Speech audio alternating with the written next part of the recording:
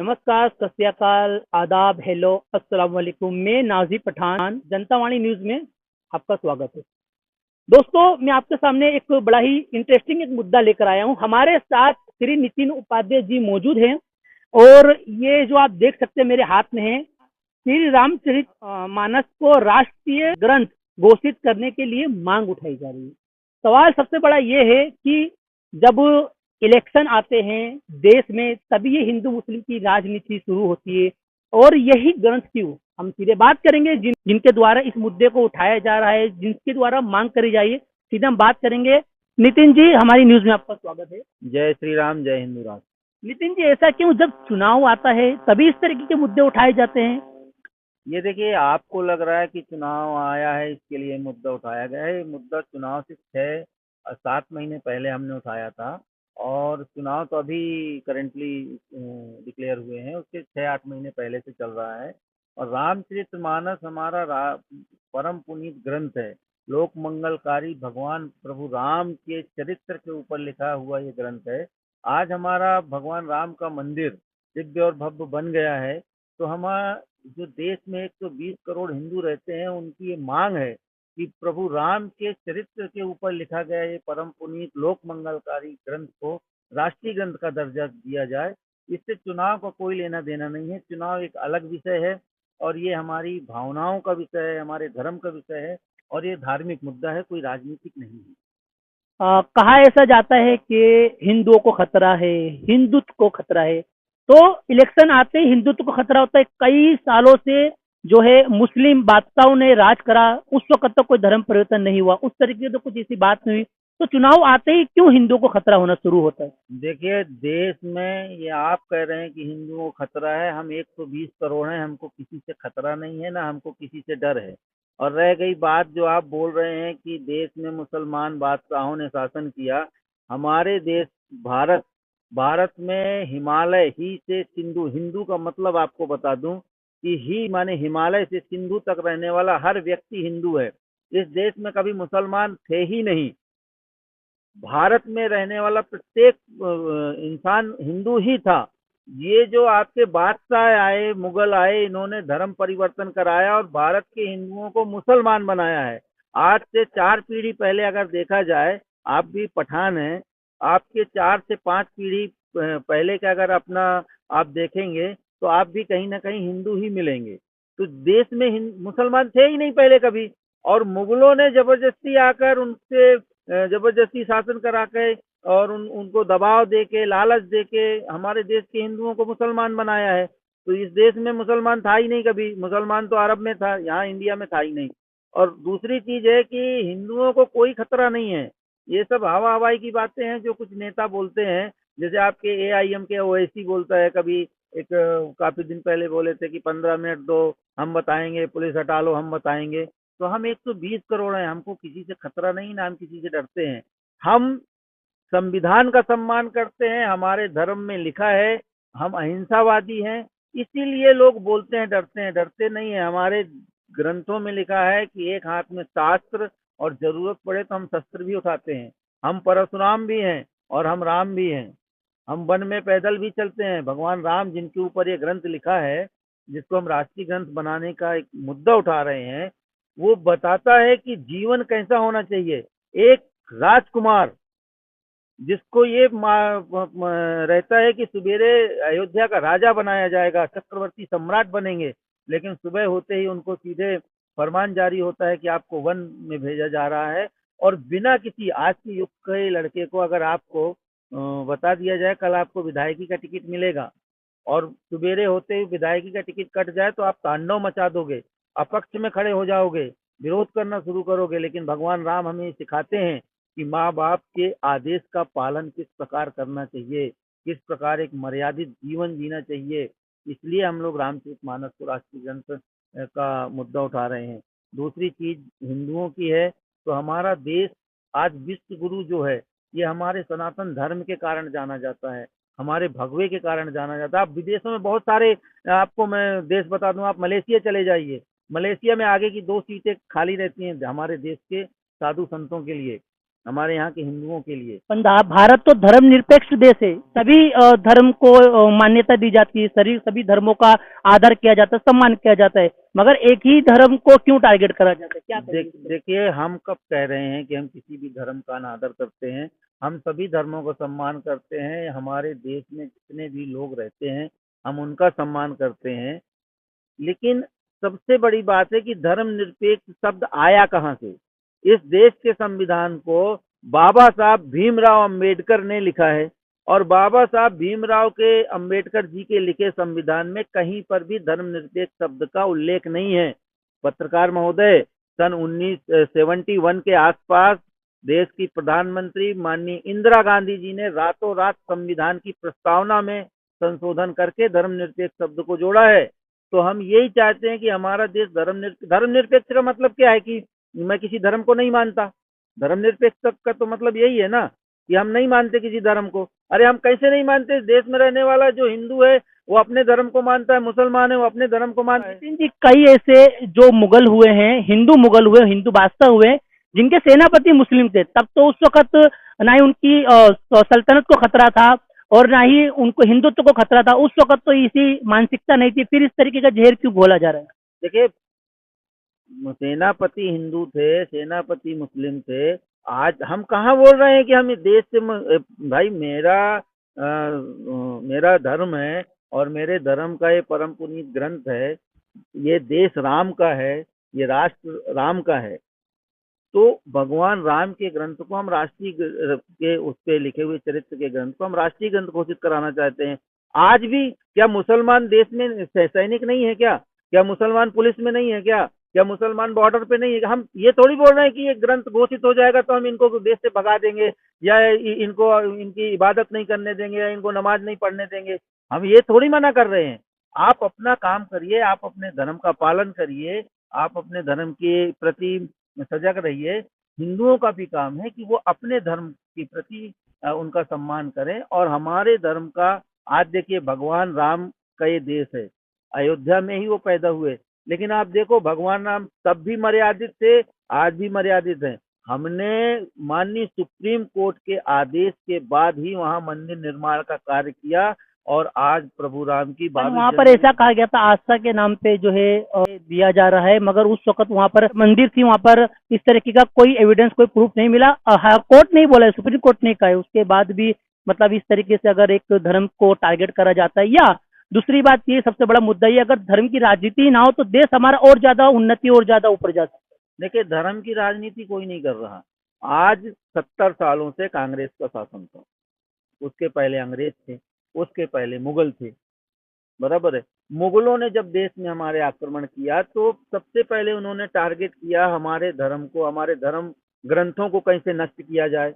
भाई, हिंदू धर्म को खत्म करने के लिए पहले तो वो जो ग्रंथ लिखे हैं, हमारे 4 वेद, 6 शास्त्र, 18 पुराण, उनको नष्ट किया जाए। उसके बाद हमारे मंदिरों को उन्होंने तोड़ा। अयोध्या में मंदिर को तोड़कर मस्जिद बनाई, सोमनाथ में मंदिर को तोड़ा, यहाँ पर लूटपाट की। हम आज उन्हीं चीजों को ठीक कर रहे हैं, वो भी कानूनी प्रक्रिया में संविधान के दायरे में रह के कर रहे हैं। देखिए, हिंदुओं को किसी से खतरा नहीं है, और किसी को हिंदुओं से भी खतरा नहीं है, बशर्ते आप अपने रास्ते चलो, हम हमारे रास्ते चले। आज जो भी मंदिर हैं, चाहे वो मथुरा हो, चाहे काशी हो, चाहे अयोध्या हो, हम 3 ही तो मांग रहे हैं, काशी, मथुरा, अयोध्या। और जो हमारे मथुरा में भगवान कृष्ण पैदा हुए, काशी में शंकर जी का था, तो देखिए भव्य और दिव्य बन गया। अयोध्या में राम का था, भगवान राम का भी बन गया। का मथुरा बाकी है, तो उसका भी कोर्ट में केस चल रहा है, उसमें भी हम जीतेंगे और हम वहां पर भव्य और दिव्य मंदिर बनाएंगे। तो इसमें राजनीति तो कहीं है ही नहीं है। ये है कि अभी तक हम बिखरे थे, हमको जात पात में बांट के रखा गया था। हमको हालांकि तुम ब्राह्मण हो, तुम ठाकुर हो, तुम फलाना हो, तुम भिमाका हो। आज सब हिंदू सजग हो गए हैं, सब हिंदू एकत्रित हो गए हैं, और ये हमारा काम है, यही समय है कि हम अपनी खोई हुई विरासत को पुनः वापस लें। आप राम जी की बात कर रहे हैं, आपने भी देखा होगा राम नवमी के दिन जो है शोभा यात्रा निकाली जाती है, उसमें भी आपने देखा होगा कई जगह पर बवालें हुई, कई जगह पर दंगे जैसा माहौल हो गया, कई कई जगह पे तो कर्फ्यू भी 144 धारा भी लगाई गई। तो इस तरीके से क्यों? राम जी ने तो नहीं कहा कि आप किसी एक धर्म के जैसे कि मुस्लिम के एरियो में से निकल के अब टिप्पणी करे या दूसरे धर्म को धर्म के विरुद्ध में नारे वगैरह लगाए जाए, ऐसा तो राम जी ने नहीं कहा। फिर इस तरीके का क्यों कहा जाता है, ना राम जी को बदनाम करने की कोशिश क्यों करी जा रही है? उन्होंने तो ऐसा नहीं कहा। देखिए, भगवान राम ने कभी ऐसा नहीं किया, वो मर्यादा पुरुषोत्तम राम थे। और जो राम की यात्रा निकालते हैं, जो राम के सैनिक हैं या जो राम के सेवक हैं, वो भी कभी ऐसा नहीं करते। रह गई बात आपकी कि मुस्लिम एरिया में नारे लगाना, तो ये देश राम का है। वो हिंदुओं का एरिया हो, मुस्लिमों का एरिया हो या क्रिश्चियनों का एरिया हो, हिमालय से लेके सिंधु तक कोई मुझको जय श्री राम बोलने से मना नहीं कर सकता, क्योंकि ये देश ही राम का है। ये किसी के बाप की बपौती नहीं है, ये हिंदुओं का देश था, है और रहेगा। रह गई बात ये जो आप बोल रहे हो कि बवाल करने का, आप बताइए मुझको कि षड्यंत्र के तहत आप दूसरे धर्मों का निकलता, क्रिश्चियनों की यात्रा निकलती, आपने कभी देखा किसी हिंदू ने पत्थर मारे? आप मुसलमानों का मगर ताजिया, ये तो देखा सुनिए गया, ना, ये तो देखा हाँ, गया। मैं बता रहा हूँ ना, मुसलमानों का भी त्योहार होता है, ताजिया निकाले जाते हैं, बड़े जोश उल्लास के साथ निकाले जाते हैं। आपने देखा किसी मंदिर से पत्थर आया? मस्जिद से ही पत्थर और पेट्रोल बम क्यों निकलते हैं? क्योंकि वहां पर तैयारी के साथ वो यात्रा किस प्रकार रोकी जाए। कुछ षड्यंत्रकारी, मैं ये नहीं कहता देश के सभी मुसलमान खराब हैं, लेकिन कुछ षड्यंत्रकारी जो अफजल की मानसिकता रखते हैं, हमको देश के मुसलमानों से खतरा नहीं है। आपने क्वेश्चन किया था ना, हिंदुओं को किससे खतरा है? हमको देश के मुसलमानों से खतरा नहीं है, ना हमको देश के मुसलमानों से कोई बुराई है। हमको अफजल के जैसी मानसिकता से बुराई है। हम इस देश में अफजल जैसी मानसिकता नहीं चाहते। जो मुसलमान है उस देश में रह रहे हैं, आज सदियों से आजू बाजू रहते हैं। राम और रहीम, चित्रकूट में एक एक साइड गोस्वामी तुलसीदास जी रहते थे, दूसरी साइड बाबा रहीम रहते थे, और दोनों में अच्छी मित्रता थी। लेकिन कुछ मानसिकताएं हैं जो पैसे लेके देश को तोड़ने का, बदनाम करने का और हमारी रैलियों में पत्थर मारने का जो काम कर रहे हैं, उनके लिए तो देखो, शासन प्रशासन, वो जमाना था कि जब कोई नहीं सुनता था। अब तो बुलडोजर बाबा का बुलडोजर चलता है। और धीरे धीरे ना ये भी घटनाएं कम हो रही। इस साल की रामनवमी में आप खाली पश्चिम बंगाल छोड़ दीजिए, बाकी उत्तर प्रदेश, मध्य प्रदेश में आप बताइए कहाँ कोई घटना हुई है। महाराष्ट्र में बताइए, मैंने खुद मुंबई में रैली निकाली है, शास्त्री नगर से पूरे बॉम्बे में निकली है, कोई एक अप्रिय घटना नहीं हुई। और दूसरी चीज है कि हिंदू कभी लड़ने नहीं जाता। मैं तो राम का भजन गा रहा हूँ, मैं राम में हूँ, मगर नाच सर रहा हूँ, मंदिर जय श्री राम मस्जिद बोल रहा हूँ। मस्जिद आते ही राम जी क्यों आ जाते, जय श्री राम के नारे लगाए जाते हैं। और कई कई वीडियो ऐसी भी वायरल हुई है कि पत्थर मारते हुए कुछ ऐसे लोग कुछ मुस्लिम एरियो में पत्थर मारते हुए भी वीडियो वायरल हुई है।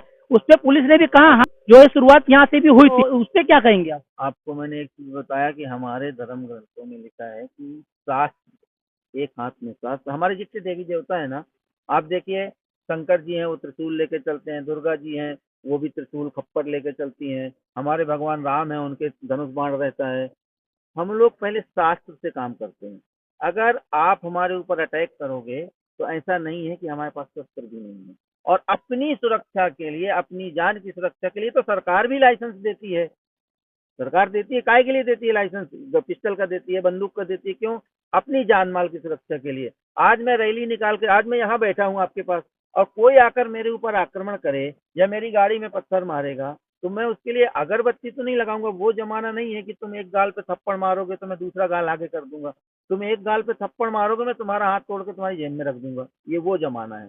तो हम हिंदू जितने भी है ना, वो बड़े प्रेम से यात्रा निकालते हैं किसी भी भगवान की। और ऐसा नहीं है, मैं सब मुसलमानों की बात नहीं कर रहा, मैं सब क्रिश्चियनों की बात नहीं कर रहा। देश में कुछ ऐसे हैं जो अफजल की मानसिकता के हैं, जो बोलते हैं कि भारत तेरे टुकड़े होंगे। भारत का टुकड़ा करने वाला इस भारत में पैदा ही नहीं होगा, ये हमारा कहना है। देश में सभी संप्रदायों का स्वागत है, जिस प्रकार रह रहे हैं, जिस प्रकार आज तक रहते आए हैं, कोई दिक्कत नहीं है, कोई तकलीफ नहीं है। लेकिन अगर कोई हिंदुस्तान मुर्दाबाद, अफजल तेरे अफजल हम शर्मिंदा हैं, तेरे कातिल जिंदा हैं, इस टाइप की अगर नारेबाजी करेंगे, देश विरोधी नारेबाजी करेंगे, तो उनको कानून भी सबक देगा। और जिस क्षेत्र में करेंगे उस क्षेत्र के लोग देंगे। अब वो तो सभी रहते हैं, भाई कोई हमारे ऊपर मारेगा तो हम थोड़ी इंतजार करेंगे, उसको कुछ ना कुछ तो रिप्लाई देना अच्छा, पड़ेगा। क्या ये सही है? इस तरीके से अगर मॉब लिंचिंग की घटनाएं दिन ब दिन बढ़ते जाएंगी तो ये देश कैसे सुरक्षित रहेगा? क्योंकि एक यही तो देश की खूबसूरती है कि मुस्लिम के बाजू में हिंदू रहता है, हिंदू के बाजू में क्रिश्चियन रहता है। यही तो देश की खूबसूरती है। अगर इसमें ही अगर जहर घोलने की कोशिश करी जाएगी तो देश ऊपर जाएगा कि जाहिर सी बात है खड्डे में जाएगा। आप बताइए। नहीं, देखिए देश के आज मुसलमान भी समझदार हैं, ऐसा नहीं है, पढ़े लिखे हैं। और हमारे देश के राष्ट्रपति अब्दुल कलाम थे।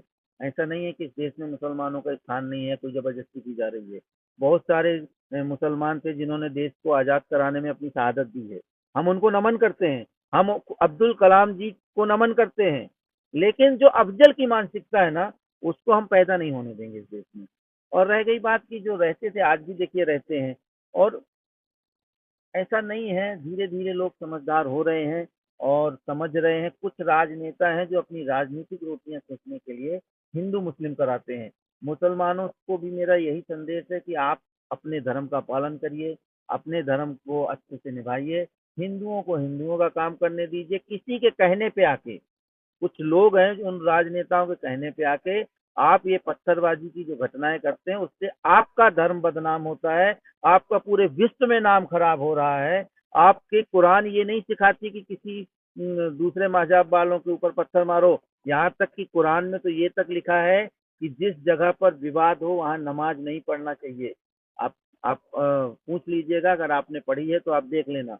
ये कुरान में लिखा हुआ कि विवादित जगह पर नमाज ही नहीं पढ़ना चाहिए, किसी व्यक्ति से जबरन विवाद नहीं करना चाहिए। अच्छा, नमाज से मुझे बात याद है, अगर आपने नमाज की बात छेड़ी है, अगर मुस्लिम कोई मॉल के अंदर या एयरपोर्ट पे नमाज पढ़ता है या कहीं खाली जगह पे नमाज पढ़ता है तो दिक्कत है। मगर यही एयरपोर्ट पे अगर गरबे खेले जाते हैं और अगर पूजा करी जाती है, रेलवे स्टेशन पे पूजा करी जाती है, कोई भी जात का पाठ करा जाता है, तो उस वक़्त तो दिक्कत नहीं है। ऐसा क्यों? ये डबल राजनीति क्यों करी जाती है?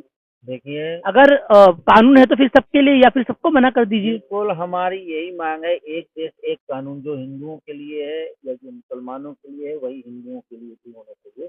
आपका कहना एकदम सही है।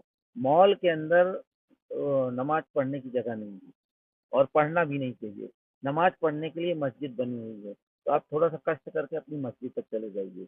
बराबर, जैसे हिंदू हैं वो मंदिर में नमाज जाते हैं। मुस्लिमों के लिए नमाज फर्ज है और वो छोड़ नहीं बिल्कुल सकता। बिल्कुल फर्ज और है। कुछ ऐसे मोहल्ले होते हैं जहाँ पर मस्जिद नहीं होती है, तो वो कहाँ जाएगा पढ़ने? अरे नहीं है तो मॉल के अंदर ही जाना है और ओपन स्पेस रहता है कहीं। आप किसी के, आज ये मैकडोनल्ड है, ये मेरी प्रॉपर्टी है फॉर एग्जांपल। अब आप यहाँ पर नाश्ता करने आएंगे और आप बोलेंगे हम नमाज पढ़ूं।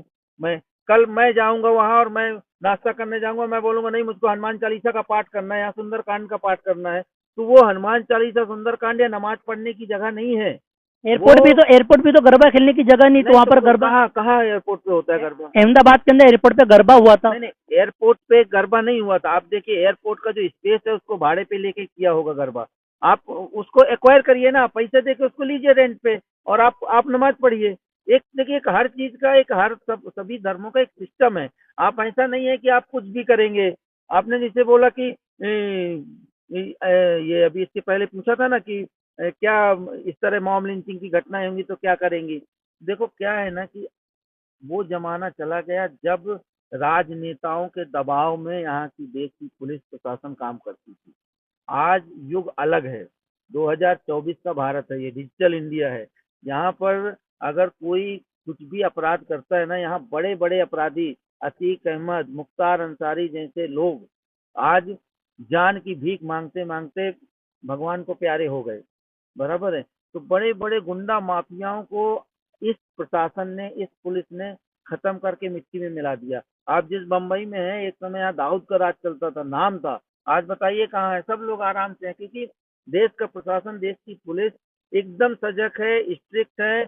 और जो भी कानून का उल्लंघन करता है उसके लिए वो यथा उचित जो उनके ऊपर कार्रवाई है वो लोग करते हैं। तो ऐसा कोई टेंशन कई नहीं। ऐसी पार्टियां हैं जिन्होंने जो विकास करा है, विकास के ऊपर वोट मांग रही है। मगर ये देखा जाता है अगर मंदिर के ऊपर वोट मांगा जा रहा है तो ये कहाँ तक का सही है, ये बताइए। किसने मांगा मंदिर के ऊपर वोट? मोदी जी जा जाके मंदिर के ऊपर वोट मांग रहे। हमने अयोध्या मंदिर का निर्माण कर दिया श्री राम जी को उनके स्थल पर, यहाँ तक के कहीं कहीं ये कहा जाए कि मोदी जी ने राम जी को लेकर आए। नहीं नहीं, ये ऐसा नहीं है कि मोदी जी कह रहे हैं कि राम जी के नाम पर वोट दे दो। परंतु ये भी सच्चाई है कि इतने सालों में भगवान राम का मंदिर नहीं बना। हमारे यहाँ जो सरकार है, सरकार का वकील ही सरकारी केस लड़ता है। अखिल भारत हिंदू महासभा निर्मोही अखाड़ा ने 400-500 साल लड़ाई लड़ी कोर्ट में। भगवान हमारे टेंट में बैठे रहे, हम लोगों ने कोई वो कुछ किया नहीं। लेकिन जब से माननीय नरेंद्र मोदी जी की सरकार आई और उन्होंने कार्य प्रणाली को तेज किया, उनके वकीलों ने फास्ट ट्रैक पे मैटर चलाया और उसका निर्णय आया माननीय सुप्रीम कोर्ट का। उसके बाद मंदिर का निर्माण तो भाजपा शासन में ही हुआ है। आज उत्तर प्रदेश में योगी आदित्यनाथ जी की सरकार है, देश में प्रधानमंत्री भाजपा की मोदी जी की सरकार है। तो मंदिर बना तो भाजपा शासन काल में है ना। बना, माननीय न्यायालय ने आदेश दिया, लेकिन उसको बनाया, उसको इतनी फास्ट काम तो सरकार ने ही किया है, कोई प्राइवेट कॉन्ट्रैक्टर ने तो नहीं बनाया। गवर्नमेंट ऑफ उत्तर प्रदेश और गवर्नमेंट ऑफ इंडिया ने ही बनवाया है। तो बनाया तो उन्होंने ही मंदिर है। देखा जाए राम को, ये तो नारा दिया है लोगों ने कि जो राम को लाए हैं हम उनको लाएंगे।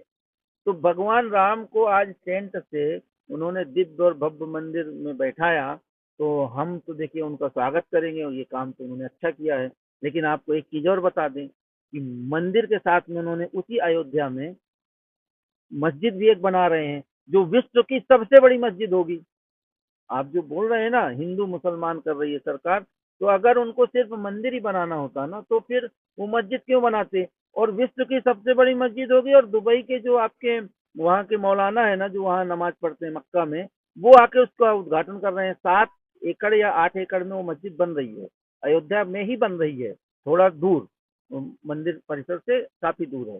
तो देखिए सरकार काम करे। अब कल के दिन आप बोलोगे कि मस्जिद भी मोदी जी ने बनाई, वो बोले हम मस्जिद बनाएंगे, तो मोदी ने खाली हिंदुओं के लिए अच्छे काम नहीं किए, मुसलमानों के लिए भी तो किए हैं। आज धारा 370 हटा दी, ट्रिपल तलाक कानून। एक टाइम था कि महिलाएं परेशान थी, आज मुस्लिम महिलाएं खुशी हैं क्योंकि उन्होंने ट्रिपल तलाक कानून लाया। अब आप 3 बार तलाक बोलकर नहीं बच सकते हैं, आपने शादी किया है तो जिंदगी भर रहना पड़ेगा। हम वही कर रहे हैं जो इस समय की सरकार कर रही है कि एक देश एक कानून। अगर हिंदू एक शादी करेगा तो मुसलमान भी एक शादी करेगा, वो 3 नहीं करेगा।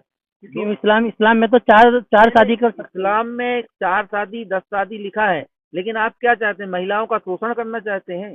4-4 शादियां करके क्या कर रहे हैं आप, महिलाओं का शोषण कर रहे हैं ना।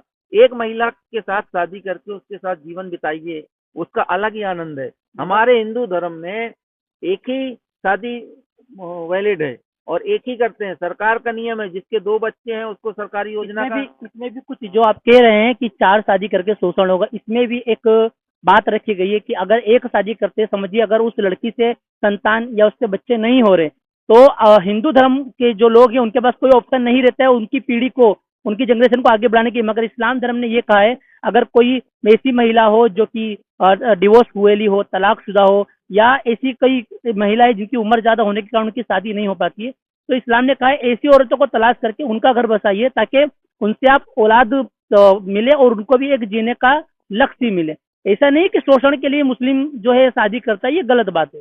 भाई साहब एक काम करिए कि जब पहली बार शादी करता है ना तो क्यों नई लड़की के साथ शादी करता है।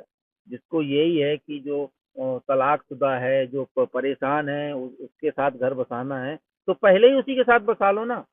ये क्या बात हुई कि पहले एक शादी किया प्रॉफिट फिर। प्रॉफिट मोहम्मद जो सल्लल्लाहु अलैहि वसल्लम है, इस्लाम के जो लीडर हैं, मोहम्मद पैगंबर, उन्होंने जो है पहली जो शादी करी थी उनकी उम्र तकरीबन 25 साल के पास थी, और जो उनकी वाइफ थी उनकी उम्र तकरीबन 40 साल के आसपास थी। 15 साल उनसे वो बड़ी थी। उन्होंने वो शादी करके उन्होंने मैसेज दिया इस्लाम के फॉलोवर को कि आप ऐसी जो औरतें उनसे शादी करिए और उनको भी जीने के लिए ताकि एक आस मिले। उन्होंने एक मैसेज दिया। अगर उन्होंने एक जवान लड़की के साथ अगर शादी करी थी तो आप बोल सकते थे, 2 हस्बैंड उनके ऑफ हो चुके थे, उन्होंने उनके साथ शादी की, तो उन्होंने मैसेज दिया कि देखिए ऐसी औरतों के साथ शादी की जो आपको घर को बसा सके और उन्हें जीने का लक्ष्य मिले। मैं वही तो बोल रहा हूँ, अभी आपने बोला जो पैगंबर साहब ने अपने से 15 साल 15 साल बड़ी उम्र के साथ शादी किया, तो उन्होंने वो पहली शादी की अपने से 15 साल बड़ी औरत के साथ। और देखिए एक मैसेज दिया आपके समाज को कि इस प्रकार करना चाहिए जिससे कि उन महिलाओं का भी भला हो, शोषण ना हो। मैं यही तो बोल रहा हूँ आपको कि जो जो वो मैसेज दे के गए हैं आप उसको फॉलो करिए। आप भी जब शादी करने जाते हैं और जिसके मन में हृदय में ये है कि नहीं मुझको परोपकार करना है, मुझको जो ऐसी औरतें हैं उनको उनका घर बसाना है, तो आप कुंवारी लड़की से शादी ना करके ऐसी औरतों के साथ शादी करिए, तो आपका जो है वो पुण्य का काम है। आप उनके रास्ते पे चलेंगे, आपको जो है पुण्य मिलेगा। ये गलत है, हमारा कहने का मतलब ये गलत है कि आप एक शादी करोगे, फिर दूसरी करोगे, फिर तीसरी करोगे, फिर चौथी करोगे। तो शादी का मतलब सिर्फ बच्चा पैदा करना नहीं होता है। और सबसे बड़ी बात है कि सरकार जब हिंदुओं के लिए 2 बच्चे से तीसरा बच्चा हो तो चुनाव नहीं लड़ सकता, सरकारी योजना का लाभ नहीं ले सकता। तो जो कानून हिंदुओं के लिए है ना, वही कानून मुसलमानों के लिए भी होना चाहिए। देश की तरक्की तभी होगी जब आप और हम दोनों एक साथ आगे बढ़ेंगे। आपके भी 2 बच्चे होंगे, मेरे भी 2 होंगे। 2 बच्चे होंगे तो आप अपने बच्चों को इंग्लिश मीडियम में पढ़ाओगे, अच्छी शिक्षा दोगे। अच्छी शिक्षा संस्कार पाएगा तो इंजीनियर, आईपीएस, आईएएस, यहाँ तक कि वैज्ञानिक, देश का राष्ट्रपति भी बन सकता है। अगर आपके 10 बच्चे होंगे तो आप बताओ कहाँ पढ़ाने लेके चलिए, जाओगे? आपकी बात मैंने माना। अगर बेटा नहीं हुआ, अगर हाँ, किसी को बेटी ही पैदा हुई तो वो क्या अरे करेगा? तो अरे क्या देखिए, उसकी पीढ़ी आगे नहीं बढ़ावे? बेटी हुई तो बेटी कौन सी बुरी चीज है? मैं बोलता हूँ कि जिसके बेटी हुई वो तो और अच्छी बात है, लक्ष्मी है। अब बिल्कुल आप लक्ष्मी है। आपको आपको मतलब लड़का और लड़की में भी भेद चाहिए कि अब लड़का नहीं हुआ तो उसके लिए मैं शादी करूंगा। मैं आपसे एक ये तो सवाल गलत, करा। नहीं नहीं, ये सवाल तो उसी का तो मैं उत्तर दे रहा हूँ कि आपके अगर लड़की नहीं हुई किसी भी व्यक्ति के, और सॉरी लड़का नहीं हुआ और उसके 2 लड़कियां हो गई, तो वो बच्चा लड़का पैदा करने के लिए शादी करेगा क्या? एक औरत की और जिंदगी खराब करेगा। ये तो बिल्कुल गलत बात है। हमारे देश में लड़का लड़की दोनों समान है। और यहाँ तक कि आपको बताऊं कि लड़कों से ज्यादा माँ बाप का केयर अगर कोई करता है तो बच्चियां करती बेटियां हैं। करती, बिल्कुल बिल्कुल। बेटियां ही माँ बाप को संभालती हैं। और आज के युग में अभी देखिए, जिनके बच्चे नहीं होते तो बेटियां भी माँ बाप को आखिरी कंधा भी देती हैं, मिट्टी भी देती हैं। तो बेटियों को कम मत समझिए। आज देश की बेटियां साइकिल से लेकर हवाई जहाज तक चलाती हैं। देश की बेटियां सीमा पर जिस प्रकार तैनात है, देश के बिल्कुल बिल्कुल। लड़के लड़ रहे हैं ना, उसी प्रकार वो भी कर रही हैं। क्या नहीं करती देश की बेटियां? और हमें तो गर्व होना चाहिए कि हमारे पास बेटियां हैं। अब हम हमारे पास बेटा पैदा नहीं हुआ, उसके लिए हम 4 शादी कर डालें और पता चला चारों में भी बच्चा पैदा नहीं हुआ। आपको ज्यादा शौक है तो बहुत सारे बच्चे हैं जो अनाथ हैं, जिनके माँ बाप नहीं है, आप उनको गोद लीजिए ना। उनको एक अच्छी जिंदगी दीजिए। कितने सारे बच्चे हैं जो अनाथालय में रहते हैं, जिनके कोई नहीं है, किसी के माँ बाप एक्सीडेंट में खत्म हो गए या किसी के कारण कुछ खत्म हो गए। कितने गरीब हैं जो अपने बच्चों को पढ़ा नहीं सकते। उनको आप अडॉप्ट करिए, उनको गोद लीजिए, उनको पढ़ाइए लिखाइए, आगे तक ले जाइए, आपको कितना पुण्य मिलेगा। मैं वही बोल रहा हूँ कि जो आपके धर्म में लिखा है उसको फॉलो तो करो आप। ये धर्म कोई, पूरे विश्व का कोई भी ये धर्म ये नहीं बोलता कि आप किसी का शोषण करें, एक लड़के के लिए 4-4 शादियां करें। न ये हिंदू धर्म बोलता, न ये दूसरा धर्म बोलता। हम अपने शौक के लिए, अपनी अय्याशी के लिए, अपने हिसाब से धर्म को वो करते हैं, यूज करते हैं। जब हमको लगता है कि नहीं यार अब मुझको दूसरी शादी करना चाहिए, तब हम बताते हैं कि हमारे इस्लाम में ऐसा लिखा कि हम 4 शादी कर सकते हैं। अरे ये क्या बात हो गई, 4 शादी कर सकते हैं? 70 साल से कांग्रेस की सरकार थी, तो अब उस वक्त हिंदू खतरे में नहीं थे, और 2014 के बाद ही क्यों हिंदू खतरे में आ गए? और इस पे जो एक्टर है कंगना रनावत, उन्होंने कहा था देश ही 2014 में आजाद हुआ है। इससे पहले क्या देश आजाद नहीं था? देखिए, कंगना रनावत जी ने कहा है कि देश 14 में आजाद हुआ। ये कभी कभी बोलते बोलते स्लिप हो जाती है जबान, तो उनकी हो गई होगी। आज देश तो आजाद हुए आज से 70 72 73 75 साल हो गए हैं। और कांग्रेस की सरकार थी। कांग्रेस की सरकार में जितने भी नियम कायदे कानून आए वो सब हिंदू विरोधी आए हैं। अब आप देखिए, मनमोहन सिंह जब एक तो माननीय इंदिरा गांधी ने धर्मनिरपेक्ष संविधान में जोड़ दिया, जबकि वो था ही नहीं। उसके बाद मनमोहन सिंह आए, उन्होंने वक्फ बोर्ड अधिनियम 2011 पास कर दिया। वक्फ बोर्ड अधिनियम 2011 का मतलब क्या होता है आपको मालूम है? आप, ये मॉल है, यहाँ पर वक्फ बोर्ड का एक अधिकारी आएगा, उस मॉल वाले को नोटिस देगा और बोलेगा 24 घंटे में खाली कर दो। अगर वो 24 घंटे में खाली नहीं करता तो वो सीधे यहाँ के कलेक्टर को लेटर देगा और इस मॉल को खाली करा लेगा। ये है वक्फ बोर्ड अधिनियम अधिनियम 2011 या 12, मनमोहन सिंह जी ने पास किया था जाते जाते, आधी रात को करके चले गए थे। अब मुझको आप ये बताइए कि ऐसा कानून, ये सब कांग्रेस की देन है, कांग्रेस के शासनकाल में आए हैं। कांग्रेस चाहती तो क्या राम मंदिर नहीं बना सकती थी? कांग्रेस चाहती तो क्या ट्रिपल तलाक कानून नहीं खत्म कर सकती थी? कांग्रेस चाहती तो क्या धारा 370 नहीं खत्म कर सकती थी? कश्मीर हमारा है कि नहीं है?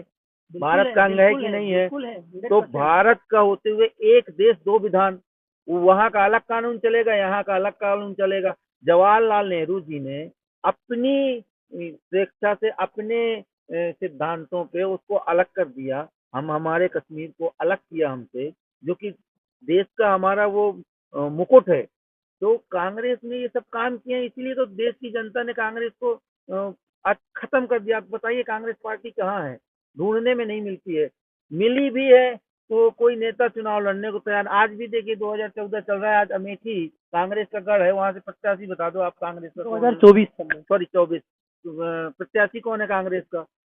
अमेठी में इनकी लड़ने की हिम्मत नहीं पड़ रही। राहुल गांधी अमेठी से वायनाड भाग गए। तो ये जो इन लोगों ने इतने सालों में किया, लोगों को अलग अलग भ्रमित रखा, हिंदुओं को तोड़ के रखा।